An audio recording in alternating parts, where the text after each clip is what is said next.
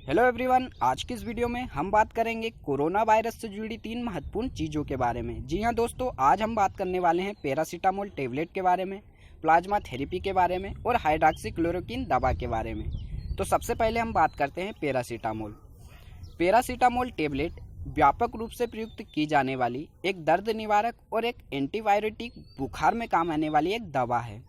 अगर इसके उपयोग की बात करें तो यह आमतौर पर बुखार, सर दर्द और अन्य छोटे मोटे दर्द जैसे सर्दी और फ्लू के उपचार में काम आती है। कोविड-19 के चलते इसलिए इस दवा की डिमांड जो है काफ़ी हद तक बढ़ चुकी है। अब बात करते हैं इसके परीक्षण की। तो 1887 में पहली बार जोसेफ वॉन मेरिंग ने पैरासीटामोल का मरीजों पर परीक्षण किया था, लेकिन ये उस टाइम इतनी अधिक उपयोगी नहीं थी। तो 1949 में बर्नार्ड ब्रांडी और जूलियस एक्सरोड ने अच्छे परिणाम देने के लिए इस पर काम किया और इसे और असरदार बनाया। अब बात करते हैं कि इसे पहली बार मार्केट में कब लाया गया था। तो सबसे पहले 1953 में संयुक्त राज्य अमेरिका में स्टार्लिंग विंथोर्प कंपनी के द्वारा इसे बाजार में लाया गया था। अब बात करते हैं इसके हानिकारक प्रभाव की। तो प्रति खुराक कोई व्यक्ति 1000 mg से ज़्यादा और प्रतिदिन 4000 mg से ज़्यादा लेता है तो यह हानिकारक हो सकती है। यहाँ बताना चाहता हूँ, अगर कोई व्यक्ति अल्कोहल का सेवन करता है तो उसके लिए 2000 mg प्रतिदिन या प्रति खुराक भी हानिकारक हो सकती है और लिवर फेलियर का वह रूप ले सकती है। अगर बात करें महिलाएं अगर गर्भावस्था के दौरान पैरासीटामोल का सेवन करती है तो उनकी बेटियों की प्रजनन क्षमता को भी यह नुकसान पहुंचाती है। अगर आगे बात करते हैं तो दर्द निवारक दवाओं का अंधाधुंध सेवन हार्ट अटैक, स्ट्रोक से मौत का खतरा 50% तक बढ़ा देता है। तो दोस्तों, बिना बेवजह अधिक से अधिक पेन किलर लेना भी खतरनाक होता है। आगे बात करते हैं तो बचपन में पैरासीटामोल लेने वाले बच्चों को अस्थमा का खतरा बढ़ जाता है, खासकर उन बच्चों को जो 2 वर्ष से कम के हो। अब आगे बात करते हैं प्लाज्मा थेरेपी की। तो प्लाज्मा थेरेपी को समझने के लिए हमें सबसे पहले रक्त का संगठन समझना जरूरी है।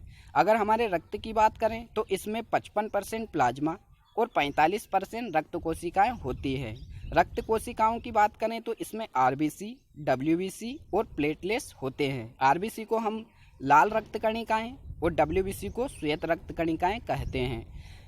प्लाज्मा की बात करें तो प्लाज्मा में 90% पानी होता है और 10% अन्य पदार्थ होता है और इन दो चीज़ों से मिलकर हमारा खून बनता है। एग्ज़ाम में हमेशा यह क्वेश्चन देखने को मिलता है कि रक्त का थक्का जमने में कौन मदद करता है। तो यह फाइब्रोजिन प्रोटीन नामक एक प्रोटीन होता है जो रक्त का थक्का जमने में मदद करता है और ताप नियंत्रण रखता है और घाव भरने में भी मदद करता है। अब बात करते हैं प्लाज्मा थेरेपी की। तो प्लाज्मा निकाला कैसा जाता है। प्लाज्मा 2 तरीक़ों से निकाला जाता है। पहले की बात करें तो इसमें अपकेंद्रित तकनीक का उपयोग किया जाता है, लेकिन यह काफ़ी हद तक कारगर नहीं होती क्योंकि इसमें समय ज़्यादा लगता है। इसमें 180 मिलीमीटर से 220 मिलीमीटर तक का प्लाज्मा निकाला जा सकता है। दूसरी तकनीक की बात करें तो इम्प्रेसिस मशीन या सेल सेपरेटर मशीन का उपयोग करके भी प्लाज्मा निकाला जाता है और काफ़ी देशों में यह तकनीक काफ़ी लोकप्रिय है। आगे बात करते हैं कि प्लाज्मा थेरेपी का उपयोग कोविड-19 में कैसे किया जा रहा है। तो कोविड-19 की बात करें तो जो पेशेंट कोविड-19 से ठीक हो चुका है वही डोनर होता है। यहाँ पर आप दो डायग्राम देख रहे हैं। यहाँ पर इस डायग्राम में कोविड-19 का एक पेशेंट है, वो ठीक होता है और उससे हम प्लाज्मा निकालते हैं और सीरीज के जरिए जो कोविड-19 का पेशेंट है उसमें इंजेक्ट कर देते हैं और इस प्लाज्मा से जो रोगी ठीक हुआ था उसमें एंटीबॉडी का निर्माण होता है और यही प्रक्रिया फिर दूसरे पेशेंट पर काम करने लगती है। अब बात करते हैं कि प्लाज्मा जो डोनर होता है वह कैसे काम करता है। तो सबसे पहले इस डायग्राम में देखें कि जो डोनर होता है उससे ब्लड निकाला जाता है। ब्लड निकालकर मशीनों के जरिए उसका प्लाज्मा निकाल लिया जाता है और बाद में वही खून, प्लाज्मा निकला हुआ खून फिर से उस व्यक्ति के शरीर में डाल दिया जाता है। यहाँ पर कहना चाहूँगा कि जो डोनर होता है उससे इस प्रोसेस में कोई प्रॉब्लम नहीं होती है और वह कुछ ही दिनों में प्लाज्मा का निर्माण फिर से करने लगता है। तो यही थेरेपी कोविड-19 के लिए उपयोगी सिद्ध हो रही है। अब बात करते हैं कि प्लाज्मा कितने समय तक स्टोर किया जा सकता है। तो प्लाज्मा 60 डिग्री सेल्सियस के तापमान पर स्टोर किया जा सकता है और यह 1 साल तक किया जा सकता है।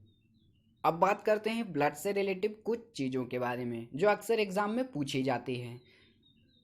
हम खून किससे ले सकते हैं और किसे दे सकते हैं। यहाँ बात करते हैं जो O पॉजिटिव होता है वह O से ब्लड ले सकता है। अगर A पॉजिटिव की बात करें तो वह O से ले सकता है, A से ले सकता है, लेकिन B और AB से नहीं ले सकता। अब अगर B पॉजिटिव की बात करें तो B वाला O से ले सकता है, A से नहीं लेता, लेकिन B से ले सकता है और AB से भी नहीं लेगा। तो जो B वाले को अगर B वाले को खून की ज़रूरत होगी तो वह O पॉजिटिव से ले सकता है और B पॉजिटिव से भी ले सकता है। आगे बात करते हैं AB पॉजिटिव की।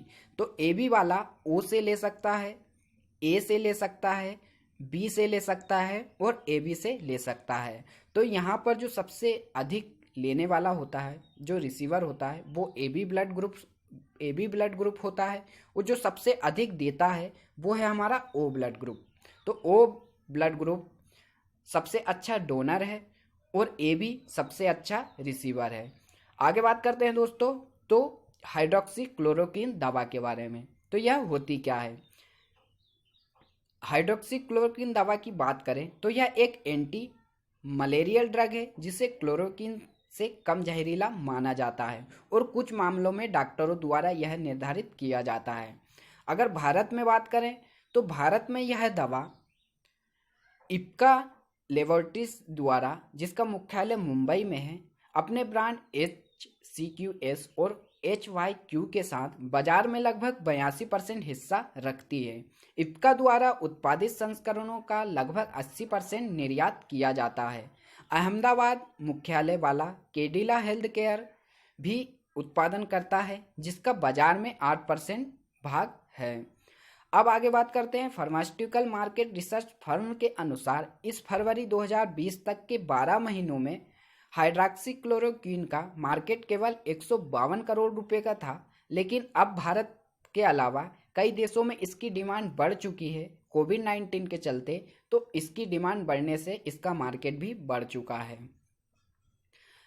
आगे बात करें तो कोविड-19 के प्रकोप में इस दवा का स्फोट क्यों किया गया।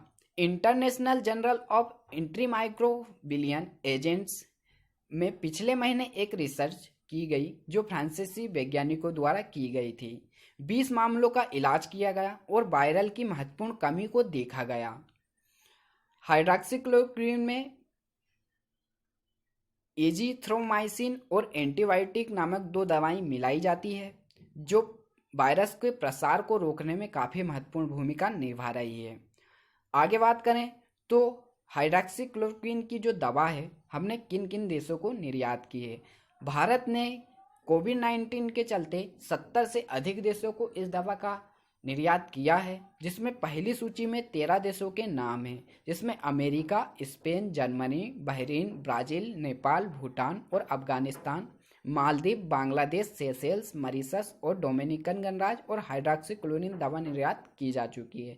तो हमने कई देशों की हाइड्रोक्सीक्लोरोक्विन दवा देकर काफ़ी हद तक मदद की है। तो दोस्तों आज की वीडियो यहीं पर समाप्त करते हैं।